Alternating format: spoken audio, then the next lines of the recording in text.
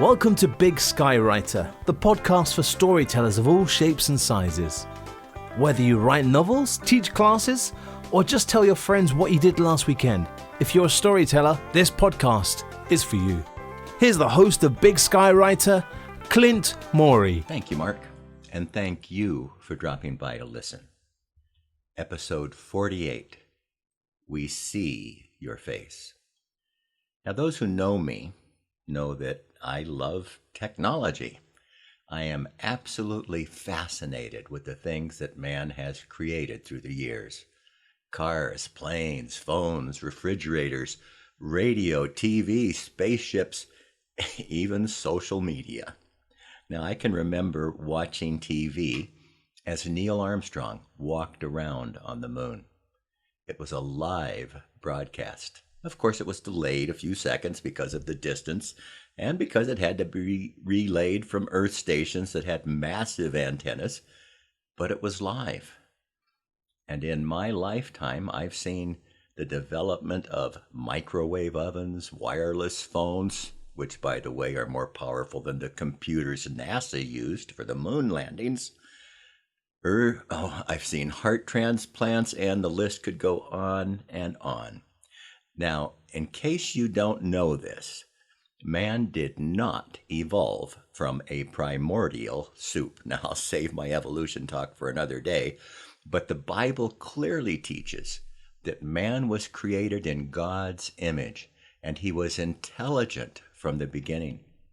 Now, if you know the story of the Tower of Babel, you'll know that God chose to confuse the languages and scattered people around the world because man was so intelligent.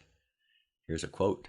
The Lord said, "Behold, they are one people, and they have all one language, and this is only the beginning of what they will do. And nothing that they propose to do will now be impossible for them. Come, let us go down there and confuse their language, so that they may not understand one another's speech." That's in Genesis 11, 6 and 7. Now think about that. God said that since they could speak the same language, nothing that they propose to do will now be impossible for them. And we've seen that demonstrated throughout the centuries, millennia even, of human history. Nothing that they propose to do will now be impossible for them. Now, I'm reminded of that truth with every step that I take. Walking was almost an impossibility for me because my knees hurt so much. The bones were rubbing against each other, and it was just painful to even move. And then a doctor put me to sleep, cut out my bad knees, and put in new ones. And now I walk without pain. I love technology. Nothing that they propose to do will now be impossible for them. I'm also reminded of that truth every time I leave my house. Before I go out the door, I turn on my home security system. It can tell if someone opens a door or breaks a window. Its motion detector can even tell if someone just moves around inside my house. And if my system detects an intrusion, my security system will contact the police. Now, I know that system works because I was taking care of my daughter's dog one day, and I left the house, and I forgot to set the system to allow for the dog's presence. Well, my security system's motion detector picked up on the dog's movement, and when I returned home, there were a couple of police officers at my door. They wouldn't even let me enter the premises until they had checked the house. Still, I love technology. Nothing that they propose to do will now be impossible for them. Okay, there's my personal assistant, Alexa. I think Alexa is a she because she sounds like a she, but then I'm not very woke, so I could be terribly wrong and needing to grovel before the truly woke and beg for forgiveness, which probably wouldn't be given, but that's another story. Not wanting to become a phobic something or other, I asked Alexa what her personal pronoun was, and she responded, "I'm an AI, so I don't have a preference. Well, since she doesn't have a preference, and since I bought her, she is a she. Now back to Alexa and how I use her. If I wonder what the definition of a word is, I just ask Alexa and she tells me. If I want to translate a phrase into another language, I just ask Alexa and she gives me the translation. If I want to know if a local store is open, I just ask Alexa and she tells me the hours of operation and even offers to call the store for me. Now, my wife and I have devotions each morning, and one of the things we do is read a section from the Bible. We have our Bibles open, and I ask Alexa to read aloud to us, and she does. I'm a writer, and one of the scripts I'm working on is set in the 1920s and 30s, and to help me get the feel for the time period, I ask Alexa to play songs from those years. It's the music my characters would have listened to. During the day, I often ask Alexa to play inspirational hymns. And sometimes I just run through a list of songs I remember from my younger days. You know, the classics like Purple People Eater, Beep Beep, Love Letters in the Sand, When I Fall in Love, Itsy Bitsy Teeny Weeny Yellow Polka Dot Bikini. You know, the really good stuff. And sometimes I'll ask Alexa to play the songs from a musical, like Oklahoma or Man of La Mancha, Fiddler on the Roof, or one of the other musicals I remember from my youth, back in a time when I was considering acting as a possible career. At night, my wife and I like to read a book together. We get comfortable and I ask Alexa to read the current Audible selection we're working through. Alexa picks right up where she left off the previous night. And before I go to bed, I ask Alexa to turn...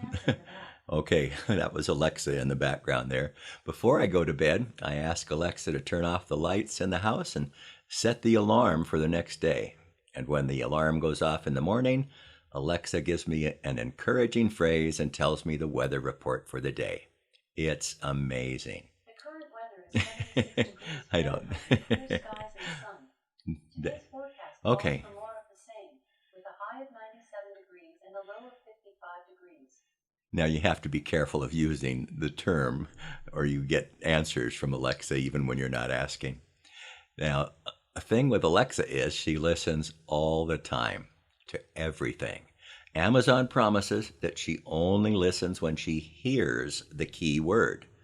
But that means she has to be listening all the time to hear the key word, which begs the question, what does she do with what she hears?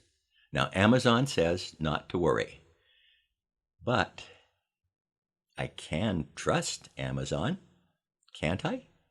Which brings me to today's topic. We see your face. Nothing that they propose to do will now be impossible for them.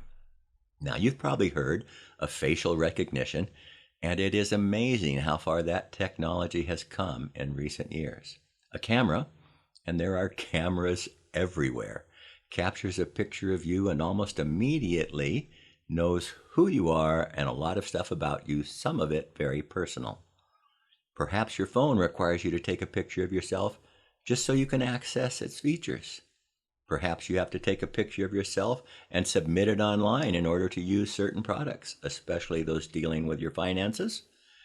Perhaps you work in a place where facial recognition is used to allow you to enter certain parts of the building. Some of the uses of facial recognition seem helpful. One company, Cloudastructure, has a product that was particularly useful during the pandemic.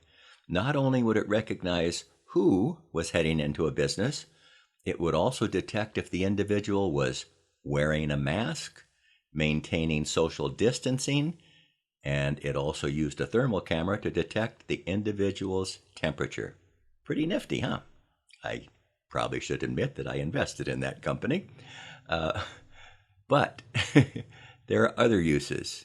Nothing that they propose to do will now be impossible for them.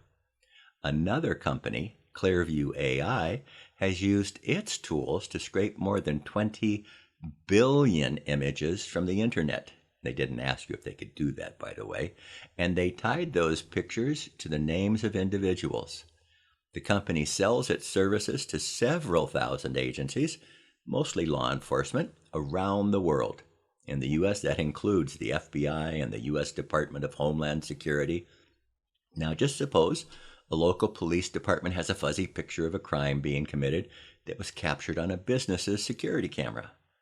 If the department is a user of Clearview AI, they submit the image, and if the individual in the picture is one of those 20 billion images it gathered from the internet, the police department would receive back information about the person in the picture. You can see why law enforcement agencies like this product. But some people are concerned that this technology puts our individual privacy at great risk. Okay, but it's not just identifying the bad guys. In Moscow's metro system, they're testing a face recognition system to pay for a ride. All a traveler has to do is look at the camera near the entry gate, their credit card is charged, and they can board the metro. Now, I have a 7-minute video that I encourage you to check out if you have my show notes, and you'll see a news show on that particular system. It's pretty convenient, isn't it? No credit cards to pull out of your pocket or passes that you have to display. Just look at the camera and board the metro. Isn't technology wonderful? Which brings up the question, what could possibly go wrong? Well, China is using the technology to monitor their entire population. Now, I have another video, and I encourage you to check it out. It's about 6 minutes long. Now, and this video is almost 4 years old, so you can be sure the technology has become much more powerful. But notice the kind of control facial recognition gives to the Chinese government. They know when you leave your house, who you hang around with, if you leave an area where you've been told to stay, if you belong to a certain group, when you go to the market. The technology has developed so that it even reads a person's emotions. The citizens are under constant surveillance. Now, if you have nothing to hide, you have nothing to fear, the government reassures its citizens. But one writer, who was fired from his job, says, you can't do anything the government dislikes. The government even uses the technology to name and shame individuals who break a law. How would you like your name and photo displayed on a large monitor on a building for everyone to see because you took more toilet paper than you were allowed to use at a restroom? Or you jaywalked. That's one of the ways the government tries to discourage crime. So it's time now for you to stop and think. If a government, any government, has access to facial recognition technology, do you think it would use the technology to control the population? And remember, population is just another word for you. And I don't care if you're a Republican or a Democrat or an independent, would the government use such a tool against you? Now, I may have mentioned earlier that I love technology, but I'm also terrified about technology as I see the power it can give to a government. Reviews. I have a recommendation for you. Created Equal is a documentary about Clarence Thomas. Now, most people only know what the media has told them about Clarence Thomas, which just is another way of saying they know very little that is true, if anything at all. Now, whether you like or dislike Justice Thomas, I would encourage you to watch the movie or read the book or listen to the Audible book and learn from Clarence Thomas's own words what it was like for him to grow up in a poor neighborhood, what it was like to experience racism, and many of the experiences that he went through that helped him develop as a young man, a lawyer, and eventually a Supreme Court justice. I also have some articles that I would encourage you to read. I've linked to them if you're in the show notes. You can just click on it and you can go right to the original source for these articles. One is called War on Words, The left seeks to redefine terms like female, pedophile, and even recession. Another one is called Multiple Abortion Survivor Says God Helped Her Forgive Birth Parents Who Did Everything to Abort Her. And the third one I would encourage you to read is Why College Degrees Are Working Against Many Job Seekers. Okay, I think they're interesting readings, and I would encourage you to check them out. Before I go, I'd like to share a blessing with you from the Old Testament. May the Lord bless and protect you.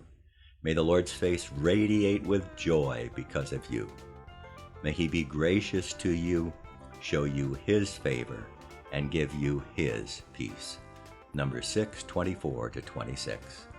Until the next time, be the reason someone smiles today.